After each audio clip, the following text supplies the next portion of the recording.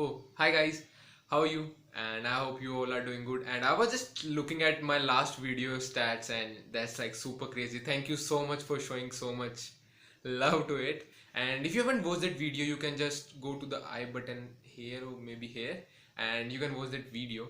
And this is going to be the third episode of the series Unguarded, and this is going to be a solo video. There will be no guest, and I'll be taking some questions that I took from a podcast series survey. So if you want to add your questions for my next episode, you can just go to description box and put that in the Microsoft form, and I'll be happy to help you. And this video will have a lot of questions regarding courses, internships, or what you have to do to be a successful engineer. So let's start this video, and I'll see you after the video. So let's start this video, and the first question I have is, how can I increase my knowledge regarding new technology, or how can I work for that? So this is a really good question asked by my junior. So if you want to get to know about all the technologies and what's happening new, you gotta be social. And here I'm not talking about Instagram or Snapchat or WhatsApp. Here I am talking about newsletters. So basically, for say Microsoft is launching something new, so you gotta be go there to website and subscribe to their newsletter, or for say Apple or any other company, they have their newsletters. So you get to know what's actually happening. And one more source is GitHub as well. So if say you are doing React and you actually want to see what's new, so you gotta go to their GitHub or their documentation to get to know. So you have to be updated with their documentation, newsletters, GitHub, or maybe LinkedIn as well if they are there as well. And some of the major companies actually launch their products or their courses or anything on YouTube, Twitter, Instagram. So just grab them and just be there. And to learn it, every documentation have some recommended courses. If you will go to React course, you will see a lot of recommended courses as well. Not only this, there are a lot on the YouTube itself, so you can just go there and see. So I hope I did justice to your question. So the second question I had was, is internship mandatory for a student who want to get placed in a product based company? And the here key point is product based company. So if yes, in which year should a CS student should do his or her internship? So this is a great question as well. And for a product based company, you got to do internship for from my perspective, because in product based company they see how you actually think, your creative thinking, your team working, because you'll be working on a real life product right there. And you have to be a team collaborator, a great team collaborator, a creative thinker, so that you can just tackle your problems within your team and you don't make trouble to anyone else. And for that, if you want to know when person should see internship or do internship, you can just go to the last video I did, and he is talking about internship and how we did from first year and how actually you should do it and what are the procedure to go for it. So you can just go to the previous video, and I hope you will find your answer there. The third question I had was, after completing HTML, CSS and JavaScript, now what is the next step? This is something I've been asked by a lot of my juniors, and if they are watching, they knew what I'm talking about. So everyone around is stuck at JavaScript right now, and they have three options in the majority that they should go with is React, Angular or Vue.js, right? So how to choose? And the very basic idea that everyone says but few people actually implement it is actually just try them. If you'll just try React and try Vue, and you'll get to know how actually they work and what is your preferable thing, because everyone should just think about himself or herself first while doing some coding, right? So they should know how they like it. So I hope if you want to just choose between this, you should actually try a crash course maybe, or a 1 hour 2 hour video, and if you'll see how basically React works or how Vue works, and then you can just place some points on which you do the differentiation, or sorry, differences. So and you can just point them and just see what works for you. And now even Flutter is also coming for web, like it's not stable right now, but very soon maybe that will be stable as well. So I think if after JS you should try them, like try all of them, and you should see how actually it helps. And if you have done HTML, CSS and JavaScript, before going further, I like to add that you should do jQuery and Bootstrap as well. Bootstrap is a great tool to make your website responsive. media queries as well. And something that is very underrated but a very useful thing in a big company, if you want to work on you, even if you want to do some collaborations on GitHub, you will see SAS. And yeah, the SAS. So you actually have to work in that as well sometimes, so you should know as that. And there'll be some courses I'm gonna put down in the description box below where you can see SAS or all of that I am talking about. You can just take reference. And the favorite website I have and I recommend to everyone is, yeah, Free Code Camp. And they are providing a lot of good stuff, not only for React or JavaScript, for everything. I literally mean everything, so you should just check them out. Next question is, how do you keep consistency in work? Is it always the interest of the work, or do you keep up for money thing? I remember I asked this question in the first episode to Rohit sir as well, and he told me for him it was interest. But for me, I'll just explain how I try to keep consistency. So I'll just give an example. I had a 130 days streak on GitHub where I used to put a commit a day, and I had a target like I have to do something new or learn something new every day that I can post on GitHub. So I ended up that, and I took a 14 days break, and now I am back on GitHub. But actually how I did was, I associated new thing after what I was doing every day. For example, I used to miss a lot of Gmails, or say Outlook notifications. I used to just swipe them, and I used to miss a lot of important notifications. Even I just went through a hackathon, and I just remember that I didn't did the RSVP, and I ended up coming back to my home. So after that I had a thing associated. So what I used to do in that is associate it with something you do regularly. So I after every day I do brush, and after every time I do brush, I had this thing like whenever I do brush, after that there will 5 minutes for emails.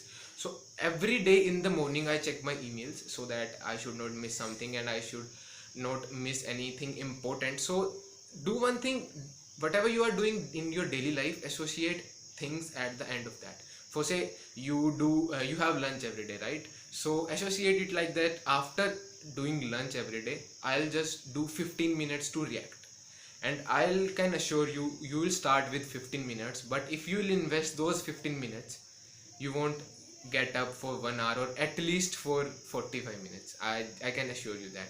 So try to actually make the consistency regarding what you are doing already. Just add something new with that, and it will be really easy for you. And everyone knows that 21-day rules, right?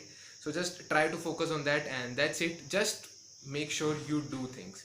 Even if you see like I had a target for the day, like I have to do React, and it's too late in the night, like I don't want to work on it, I just want to do my Instagram, right? So but do one thing, just make sure you say like do React for 5 minutes. Just learn one thing, do React for 5 minutes, and I can assure you, if you'll sit for that 5 minutes now, you won't even get to know how the time went, and you actually invested 1 hour or 1.5 hour in it. So actually just do one thing, like as in Three Idiots movie as well, they told them कि just बुद्धू बना के रखो यार दिमाग को समझ रहे हो, उल्लू बनाओ यार दिमाग का, मामू बना के रखो. जस्ट आस्क कि ये 5 मिनट करना है यार, बस 5 minute.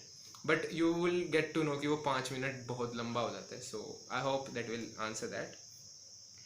And the next question is something very important, and I went through the same. What should a person do if he or she is not able to decide which field should be preferred in CSC? For say web development, Android development, machine learning, etc. So really a good question, and a very frequently asked question on a lot of platforms as well. So the only answer we get, and the real answer is it the same, like try doing stuff. Even in the last video, again I am pointing it out, in the last video, so what he told me was he was actually doing Stack, all Flutter, web, Android, he was into it, but he was trying all of them. And actually when he get to know about computer vision, he actually saw that, he tried his hands, he get to know, yeah, this is my field. So actually try using it. Just go to the sandbox and do everything, like do anything you can. So I'll prefer just try everything, like literally do everything. If you are doing website development right now and you are stuck at JavaScript, try learning React, or try learning Angular. Maybe you like React or maybe not, and if you don't like, just move to Flutter, and maybe Flutter is your thing and you will do a great job in Flutter. So you have to actually just work on them and just make sure you are working every day, as I told you, consistency. So I hope that will answer the question. And this is something, actually the next question is something for FAANG. If you guys don't know what FAANG is, very big companies like Google, Amazon, and we call them as FAANG, and I'll just put those logos here. So the question is, aside from just coding, what are some useful things to be aware of, even if you are looking for jobs and graduation? So I'm gonna tell you one more thing, like going for the big companies like FAANG, you should be a good coder.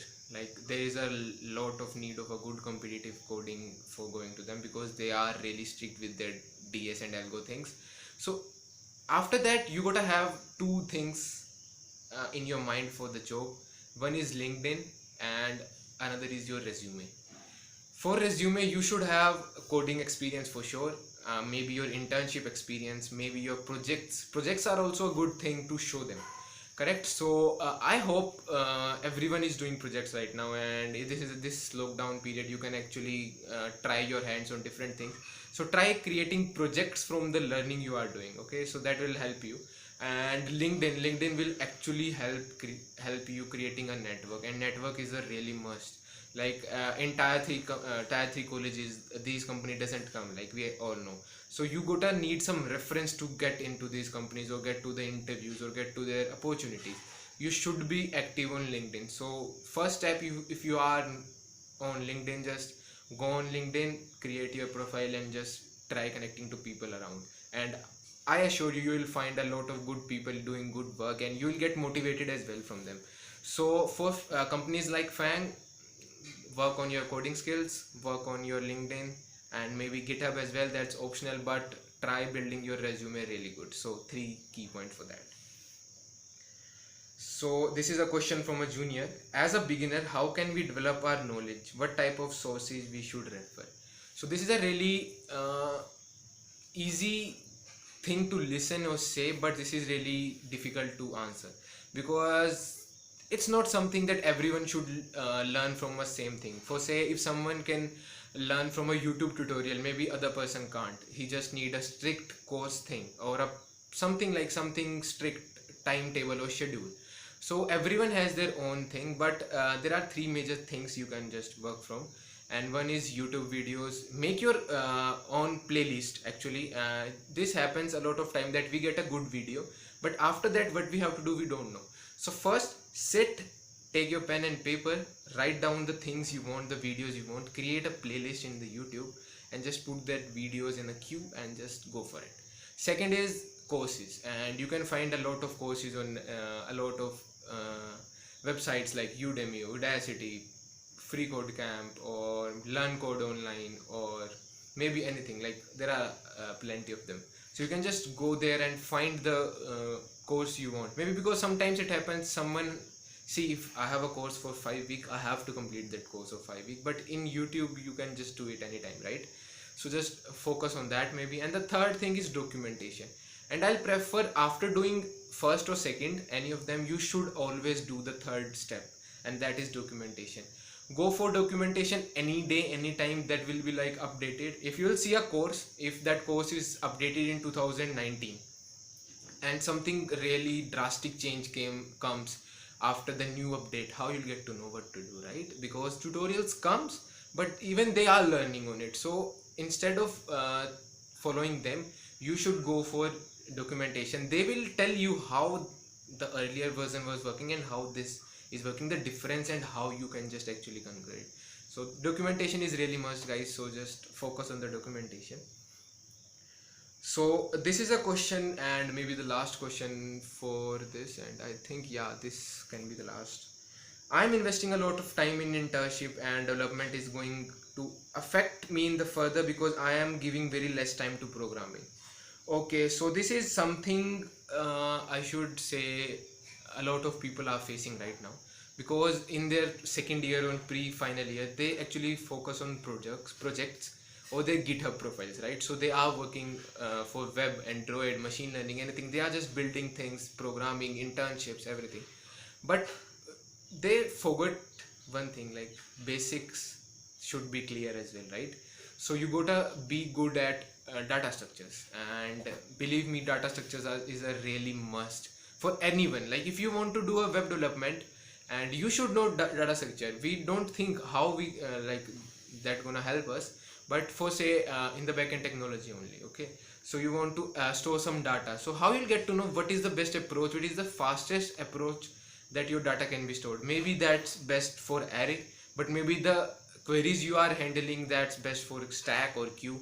So you should know how these things work, and believe me, data structure is a very major thing that everyone should learn. So I'll say, if you are giving time to your project's internship, that's good, that's gonna help you in your future for sure. But save your time for your coding skills as well. You gotta clear the coding competitions or clearing coding ground, then only you can just land into the interviews, right, where you can actually show your projects. So I'll prefer try taking out few hours a week for coding, and there are a lot of good platform to go do that, and few of the famous are HackerEarth, HackerRank, and LeetCode as well, InterviewBit. So these are doing really good job in helping you for the data structures. And all favorite everyone uses that, Geeks for Geeks, right? So you can just go there, watch their videos, see a lot of queries, a lot of ways to do a question, a lot of things. So you should actually focus on that, and I think that is the most important thing. So let's talk about the next question, and the next question is how to be an MSP. Okay, that's a really good question, but I like to tell you that MSP name is changed, and that's like Microsoft Learning Ambassadors for now. So we have been renamed now, and if you want to be one, you just go to the Microsoft Learning Ambassador program. You will see a register here now, and that's a quarterly based thing. You can just apply there, fill the form, fill the required information, and they're gonna ask you for a video as well. Create a video, just be confident in them, and that's it. They're gonna mail you back if they like your information, right? So that's really basic, and you just can apply anytime. That's on quarterly basis, as I told you. So next question, let's see what the next question says. Okay, so the next question and the last question I'll take is hackathons. If I am considering a lot of time in hackathons, I actually forget to focus on my coding and interviews, or you can say internships, right? So one thing I'm gonna tell you from my experiences, internships and everything is really important. Hackathons are really addictive. If you just won a single or two hackathons, you will be really addicted to them. You will love those swags, the stickers, the t-shirt you get, right? So you actually get stuck to them, and you actually focus on that project that you're gonna present in the hackathon. But what I prefer is create something that can fit in a hackathon, or instead what people do is they just think like, this hackathon is there, I can make this to go there. Instead, do something that is for social and that can actually help people, instead just for a hackathon, right? So I'll say go for hackathons. Hackathons are really fun, and I love hackathons. I have been to 5 or 6, and even virtually as well I have attended 3 or 4. So go for hackathons, but don't make them heavy on your personal life or a professional life. Make sure you balance your hackathons and your coding neck to neck. So I hope that answer your question, and that's it for the video. I hope you liked it. Or yaar, if you just come यहाँ तक, राज तक आ चुके हो, तो just like the video. And I have seen a lot of people are watching my video but they haven't subscribed. 62% of the viewers haven't subscribed to the channel. यार ऐसे तो नहीं होता यार. Just subscribe to the channel, and I'll see you in the next video. And next video for you guys, I want to tell you, that's gonna be on web development, and that's the most requested video for from my survey, I can say. And like from 165 people, 102 people actually want to hear a web developer. So no worries, for the next video I have a really cool web developer, and you're gonna love that video. So if you want to get notified that video, just subscribe to the channel, comment down if you want to add anything, and if you want to add your questions for my next video or for that person in the web development, go to the description box. You will find a Microsoft form, fill that.